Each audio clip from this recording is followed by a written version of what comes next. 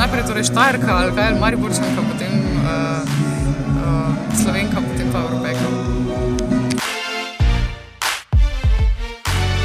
Ja, prostor sodelovanja, partnerstva, različna prijateljstva, seveda Evropa mi pomeni, ker sem poročena z Nemcem, seveda tudi drugo, malo širšo domovino. Moj sinček je Nemec in Slovenec in ima dvojno državljanstvo, zaradi tega mi Evropa ogromno pomeni. Oziroma mi Evropa predstavlja res dom v nekem širšem smislu. Bom šla na evropske volitve zaradi tega, ker tako kot na vse ostale vodim in je to pač moja pravica in dolžnost hkrati.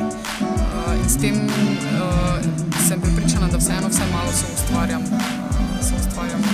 podobo Evrope. Hkrati pa seveda se zavedam, da se z volitvami moja dolžnost in moja pravice ne končajo, ampak da moram pač vztrajati tudi izven volitev na tem, da se uresničujejo želje oziroma da se uresničujejo strategije Evrope z neke skupnosti. Mislim, da se v vsakem primeru začutim najprej Slovenka, pa potem Evropejka, ampak ravno zaradi čist